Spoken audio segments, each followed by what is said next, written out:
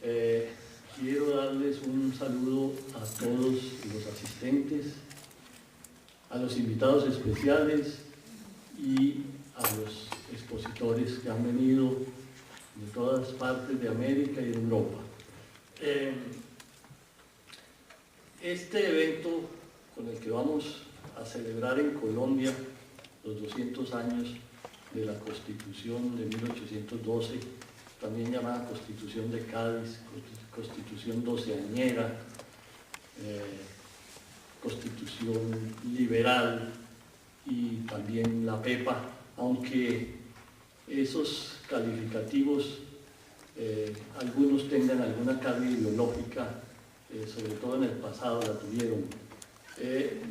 La verdad es que este evento que hoy iniciamos durante 3 días aquí en Colombia, 2 días en la Fundación Gilberto Alzate, 1 día en la Universidad Nacional, es uno de los eventos tal vez más importantes que se van a celebrar aquí en América. Realmente la calidad de los invitados, eso es lo que nos garantiza, porque eventos de estos se han venido celebrando y seguramente se seguirán celebrando a lo largo de este año, dada la importancia que se le otorga a esta Constitución. Yo la verdad me declaro no iniciado en el tema, por lo tanto yo les pido indulgencia con mis intervenciones. Yo estoy aprendiendo aquí de todo lo que van a decir los invitados. Este evento se ha logrado gracias a esfuerzos conjuntos de instituciones y personas. En el vértice de este evento está el profesor Heraclio Bonilla, que ha sido, digamos, el motor y el dinamizador de todo el proceso, con la Universidad Nacional en el Departamento de Ciencias Humanas y en el Departamento de Historia. La Fundación Gilberto Alzate Avendaño y la Alcaldía de Bogotá, que es nuestra anfitriona y ha puesto recursos económicos y humanos en este esfuerzo.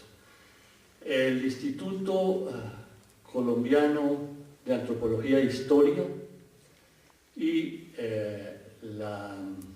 el IFEA, el Instituto Francés de Estudios Andinos, son en lo fundamental las instituciones que han permitido que hoy estemos reunidos aquí y que le dediquemos 3 días a explorar a fondo los efectos de esta Constitución, particularmente en las diversas regiones de América, desde el Río de la Plata hasta México.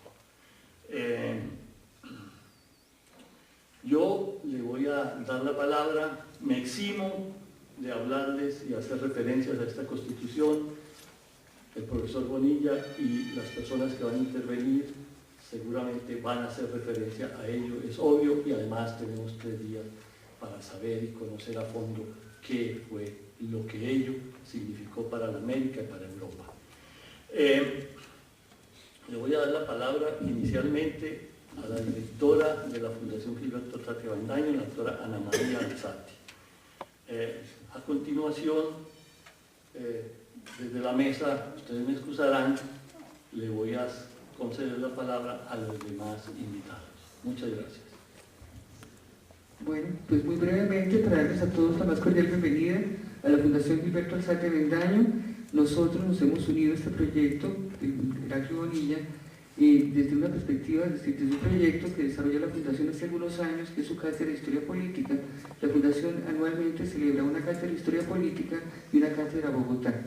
Hemos hecho varios eventos en el pasado con la colaboración de algunos de los invitados en esta oportunidad y seguiremos haciéndolos de aquí en adelante.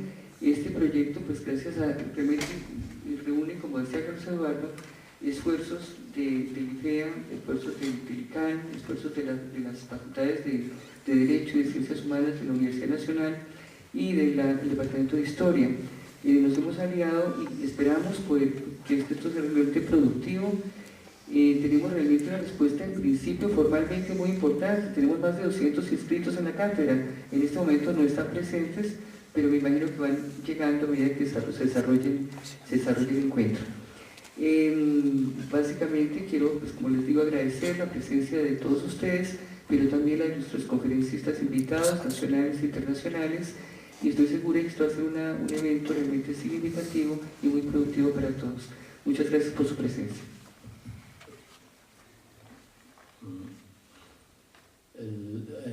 Interpretará ahora el profesor Georges Lomné, director del Instituto Francés de Estudios Andinos, IFEA. Pues muchas gracias. El IFEA se involucró desde el 2008 en el bicentenario de las independencias. Y siempre dije que nuestro afán era de pensar las independencias y no de conmemorarlas así a secas. Perdón. Ya hemos entablado varias colaboraciones con las instituciones aquí presentes. Con la Fundación Alzate hemos organizado 3 cátedras sucesivas desde el 2009 hasta el 2010. Con la Universidad Nacional ya estamos en el 3er Congreso Internacional. Hemos hecho una sobre la participación de los invisibles, ¿no? de las castas y de la plebe en la independencia. Hemos hecho otro también de mucha visibilidad sobre la cuestión colonial. Y reflexionar ahora sobre el 1812 es obviamente totalmente fundamental en el marco de la fragua de la modernidad política, para retomar el título del libro de José María Piqueras.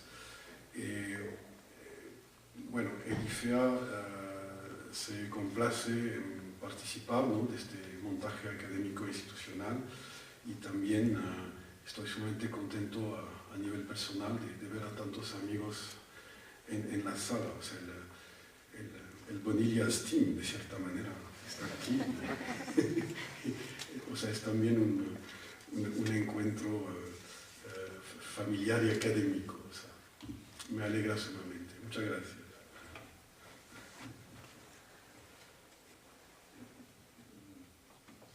Le pido que intervenga el doctor Fabián Zanabria, director del Instituto Colombiano de Antropología e Historia. Muchísimas gracias, doctora Ana María Alzate, directora de la Fundación Gilberto Alzate Avendaño, profesor Jorge Rojas, vicedecano académico de la Facultad de Ciencias Humanas de la Universidad Nacional, profesor Edaquio Bonilla, director del Departamento de Historia de esta misma facultad, doctor Georges Lomné, director del IFEA, a todos los conferencistas, invitados y ponentes a este encuentro. Es muy grato para el ICANN sumarse a estos esfuerzos y mostrarle a la sociedad colombiana que la H sí suena. Y desde hace mucho tiempo, con el compromiso del Grupo de Historia del Instituto Colombiano de Antropología, a la cabeza de Guillermo Sosa, nos sentimos muy complacidos, no solamente de intervenir en estos eventos y de participar activamente, sino de poner a la disposición de los lectores e historiadores colombianos nuestras revistas y nuestros libros, que indudablemente hacen un aporte al conocimiento histórico en la ciudad y en el país. Aunque para algunos no sería del todo exacto afirmar que con la Constitución de Cádiz se tuvo un modelo y un texto fundamental de las constituciones en América Latina, o que la Carta Gaditana fue causa directa de las independencias en el continente, pues antes de ser promulgada el 19 de marzo de 1812, lo que le mereció el nombre de la Pepa en honor al Día de San José, que entre otras cosas tiene un hálito o manto católico por razones que los historiadores explicarán. Muchos territorios americanos habían proclamado ya su independencia. Para esta fecha, por lo demás, se habían publicado ya 3 constituciones en la Nueva Granada que regían a Cundinamarca, Tunja y Antioquia. ¿Qué significa entonces exactamente la Constitución de Cádiz para los procesos de independencia en América Latina? Si bien la Carta Magna rigió en pocas provincias de la Nueva Granada, los efectos casi instantáneos que tuvo en las regiones de, por ejemplo, Centroamérica, México y Perú, estos fueron incuestionables. y no es para menos. Uno de los principios primordiales consagrados en la Carta Magna fue establecer que la nación española abarcaba tanto a los habitantes de la península como a los de sus colonias. Tanto indígenas como criollos fueron reconocidos como iguales ante los españoles por primera vez, lo que permitió debatir y plasmar reformas en temas tan importantes como la eliminación de la tortura y los tributos coloniales, el reparto de tierras, la abolición del tributo indígena, de las encomiendas y señoríos y la determinación del monopolio estatal del comercio exterior en favor de América. A pesar de ser una evidente e injusta minoría en las Cortes, 26 de los 102 miembros, los representantes americanistas de las colonias y los liberales españoles lograron una carta que abarcó principios de soberanía nacional, de libertad individual, de representación, de separación de poderes e igualdad ante la ley. En ese sentido, se podría hablar de la PEPA como una de las semillas del proceso de la independencia americana en su totalidad. Su carácter liberal está fuertemente ligado con esa transición hacia una América independiente, que seguiría otro de los principios más básicos establecidos en ella. La soberanía no reside en el rey, sino en el pueblo. Esa frasecita que resuena en nuestro bendito himno cuando se acaba la horrible noche. Más allá del espíritu liberal que pudo haber dejado en los líderes independentistas americanos, la Carta Gaditana tuvo efectos cruciales en la creación de instituciones modernas que seguirían ideas de autogobierno y que más adelante ayudarían a allanar el camino en contra de la dominación colonial. Establecer hasta qué punto la influencia de las deliberaciones de las Cortes en Cádiz influyó en los congresos americanos, o cuál fue el alcance de las medidas que siguieron después de su implementación en el proceso de independencia de América, son algunas de las preguntas de las cuales este simposio podrá dar luces. Muchas gracias.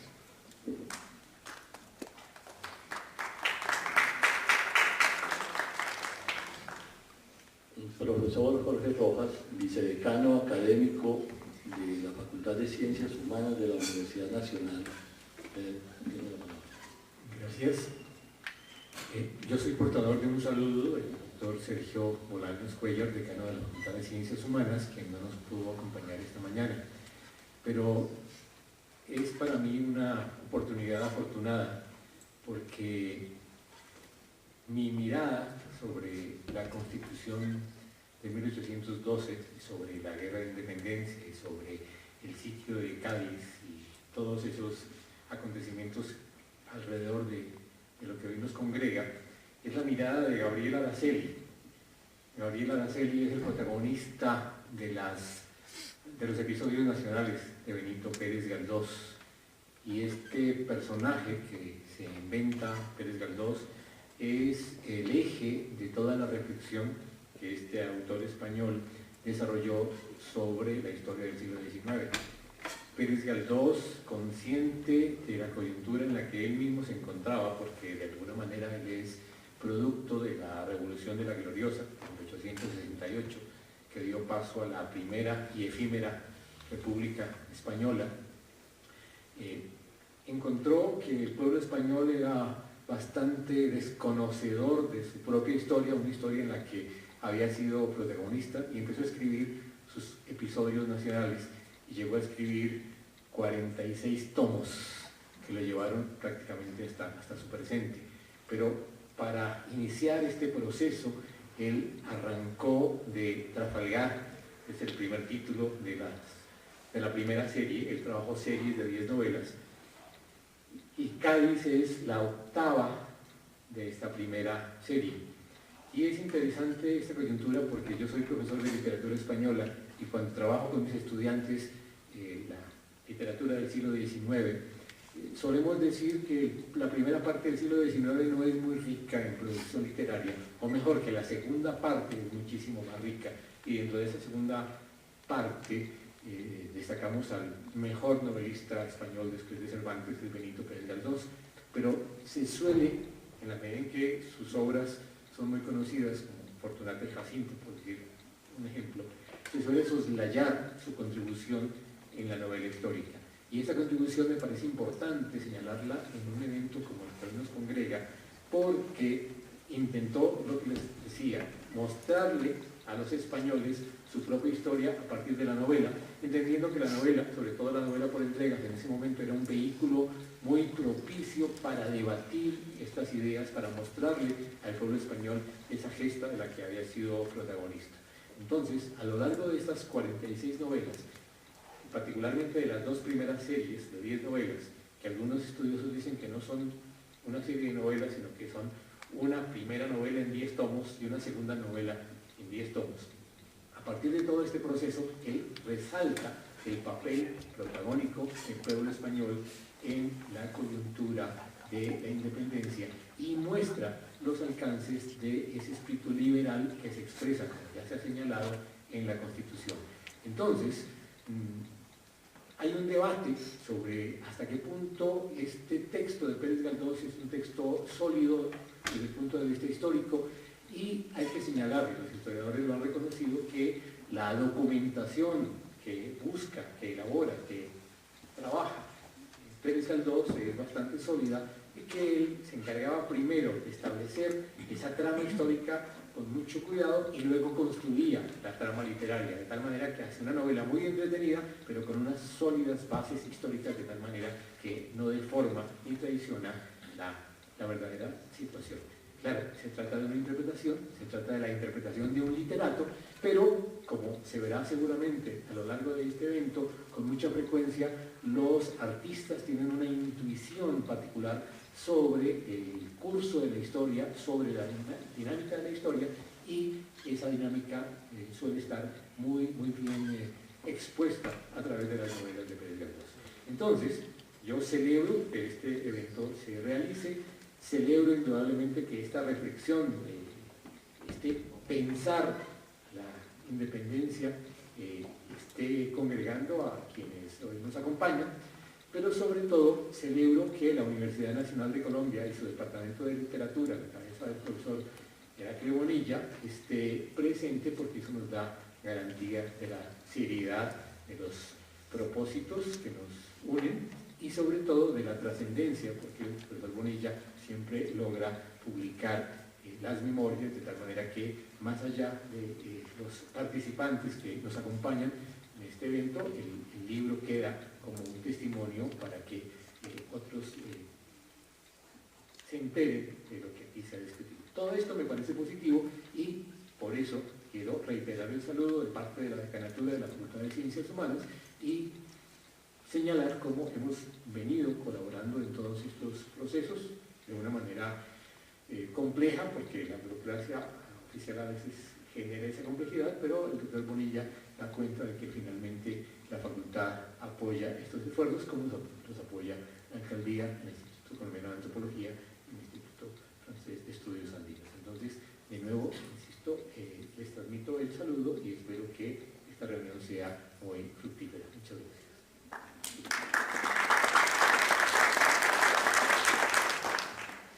Gracias, profesor Rojas.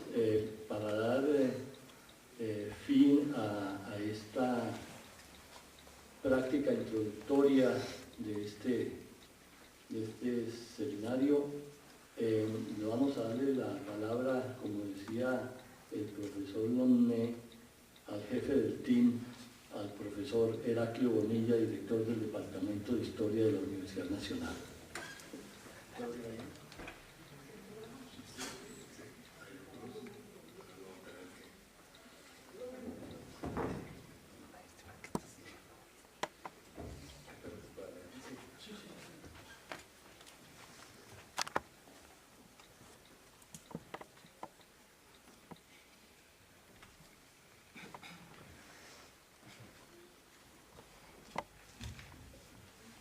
Buenos días,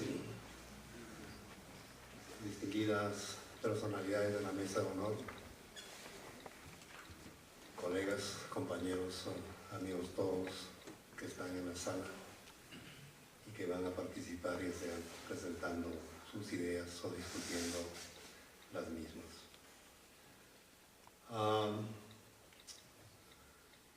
Esta es la última jornada de una larga saga que organizamos con el pretexto del bicentenario. Y esas reuniones, por cierto, no hubieran sido posibles sin el apoyo entusiasta y sin reticencia de las instituciones y de los representantes de esas instituciones que, por fortuna, están aquí en esta mañana. Se empezó en septiembre de 1998, examinando el ocaso del sistema imperial a través de los exámenes de las experiencias de Cuba, Puerto Rico y las Filipinas. Continuamos en el 2008 tratando de explicar una paradoja que es la siguiente: ¿por qué vastos sectores de las poblaciones populares del sistema colonial, es decir, la población afrodescendiente y la población nativa, se opusieron con las armas en la mano a las promesas de libertad que en vilo trajeron tanto Bolívar como San Martín por el sur? Luego, en noviembre del 2009, igualmente convocamos a una reunión muy grande, casi de carácter planetario, para examinar igualmente una doble paradoja. Es decir, por qué los pueblos más excluidos y más miserables del planeta tuvieron una experiencia colonial. Y por otra parte, por qué algunos de sus pueblos, pese a esa experiencia colonial, hacen parte ahora del primer mundo. También en el 2011 discutimos el impacto de la Guerra Civil Española en el doble alineamiento de sus élites, tanto a favor como en contra de las promesas involucradas en ese conflicto. Y lo de estos días, la que iniciamos ahora, examina, como se dijo, el impacto de la Constitución de 1812 en España y en algunos países de la América Latina. En todo caso, se trata efectivamente de jalones importantes en el proceso histórico de España y de Hispanoamérica, pero no por separado, como muchas veces se hace, sino justamente tratando de articular ambas experiencias. Por cierto, sendos libros que se les serán entregados han plasmado en letras de molde lo que aquí se presentó y se discutió. Las reflexiones de estos días tienen como centro la promulgación en Cádiz, el 19 de marzo de 1812, de la Constitución Política de la Monarquía Española, producto de las Cortes Generales, y cuya convocatoria fuera dilatada una y otra vez por las juntas de gobierno de la península. Escenario, estas juntas, ella misma de agudos enfrentamientos entre sus miembros, y que nacen a su vez con el marco de un descalabro de la monarquía en 1808, a la vez que de profundas crisis tanto económicas y políticas. La Constitución de 1812 fue efectivamente un documento insólito. Insólito tanto por lo que prescribe como por lo que proscribe, por lo que declara y por lo que silencia, y no menos por el espacio en la que nace, la España arcaica y a la saga de los avances de la Europa continental. La promulgación de esta Constitución fue uno de los acontecimientos trascendentales en la historia moderna de España, y resultado de las deliberaciones de sus representantes en un contexto de una profunda crisis, como como ya mencioné, producida, entre otras, por la invasión francesa en la península y el vacío de poder generado por el desalojo del rey. Su artículo primero, por ejemplo, define la nación española. El segundo trata sobre la fuente de la soberanía. El tercero, sobre la igualdad de españoles y americanos. El décimo, la unidad entre España y sus dominios ultramarinos. El 16º, confiere a las Cortes la potestad de hacer las leyes. El artículo 34, la convocatoria a elecciones para el nombramiento de los diputados, y así sucesivamente. Se trató en suma de un documento que literalmente entierra el antiguo régimen. Pero este entierro no estuvo, por cierto, exento de profundas contradicciones. No solamente por la brevísima duración del mismo, entre 1812 y 1814, cuando finalmente la Constitución se revoca por el rey repuesto, sino más adelante, incluso cuando en el marco de las conmociones de 1820 esta Constitución se volvió a promulgar para de nuevo volver a ser revocada. Por cierto, el análisis del significado, del alcance de cada uno de los artículos de esta Constitución han sido tema y materia de una innumerable cantidad de libros. Y seguramente esos libros, esas páginas, seguirán escribiéndose en la medida en que sean nuevas y renovadas las interrogantes que sobre ese texto se formulen. Pero, como se mencionó en la convocatoria, no se trata efectivamente de discutir una y otra vez sobre el significado de esa retórica. Se trata más bien de examinar la praxis, es decir, qué pasó cuando en 1812, de buena o de mala gana, se tuvo efectivamente que implementar la vigencia de esta Constitución. Resulta el problema extremadamente difícil, primero por los materiales que son prácticamente inaccesibles, y en segundo lugar porque en contraste con la retórica, el examen profundo de la praxis es muy reducido. Ese es el reto que nos enfrenta.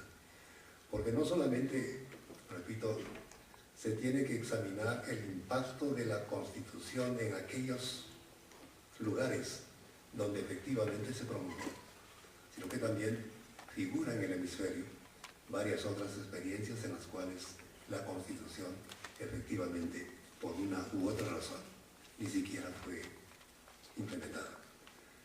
De tal manera que yo espero que estas 3 jornadas sean de un debate extremadamente profundo y fértil en el avance del conocimiento. Y solo quiero, para terminar, decir mi profunda gratitud a las personas que están presentes, a las instituciones que representan por ese renovado respaldo. Gracias.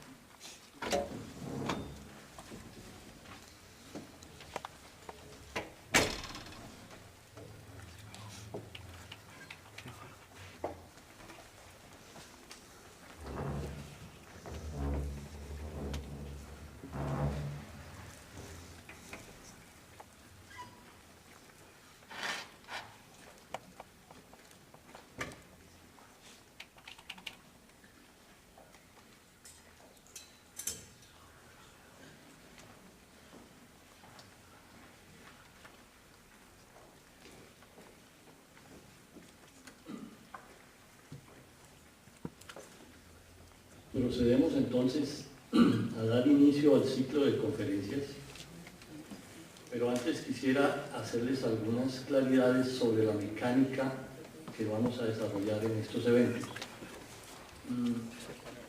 como tenemos una presión del tiempo, son muchos los invitados y realmente muchas las inquietudes que sobre el tema habrá entre ustedes y nosotros.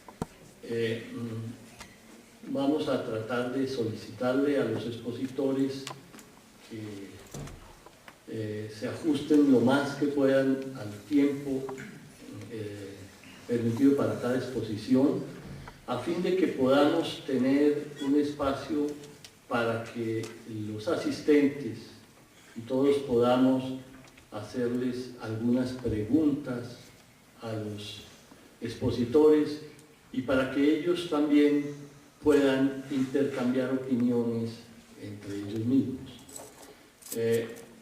Entonces, para el caso de la mañana de hoy y de la tarde de hoy, las exposiciones serán de una extensión de entre 40 y 45 minutos para tener 15 minutos a fin de que ustedes puedan hacer preguntas e intervenir.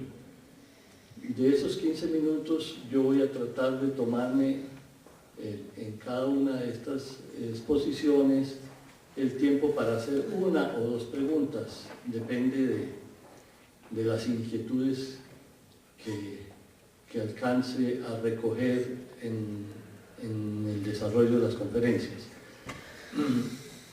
En la mañana de hoy tenemos dos conferencias. La primera de ellas es la del profesor Juan Marchena, doctor en Historia Latinoamericana. En este momento se desempeña como director del programa de máster y doctorado en Historia Latinoamericana de la Universidad Pablo Olavide de Sevilla, España. Entre sus publicaciones, y advierto también que en el caso de las publicaciones yo voy a hacer referencia a una o dos publicaciones, me perdonarán los expositores, un poco escogidas de mi parte, porque es imposible realmente dar una referencia de todos los trabajos que ellos han realizado. Entre sus publicaciones, decía, del profesor Marchena, están Historia de América Latina, de los orígenes a la independencia, y también tiene una Historia de América Latina publicada por la UNESCO. La conferencia del profesor Marchena versará sobre la Constitución de 1812, los retos de la nueva monarquía. Yo le pido al profesor Marchena que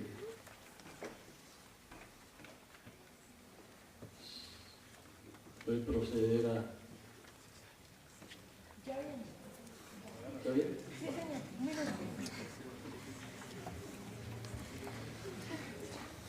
En el día de mañana, que se desarrollarán estas reuniones y estas exposiciones en la Universidad Nacional, en el inicio, o sea, a las 9 de la mañana, se van a presentar dos libros que van a lanzar dos de los invitados conferencistas a este seminario. Igualmente, hay aquí en el auditorio algunas personas que están colaborando en el desarrollo del seminario. Si alguno de ustedes tiene inquietudes sobre la mecánica, sobre los documentos, el certificado que se daría por la asistencia al seminario, etcétera, pueden hablar con ellos para que ellos les hagan las claridades pertinentes. También vamos a disponer de las conferencias grabadas para si alguno de ustedes desea conservar estas conferencias o una de ellas, también puede comunicarse con las personas encargadas aquí en la sala para saber cuáles son los requisitos y los requerimientos para poder tener a disposición de ustedes este tipo de materiales.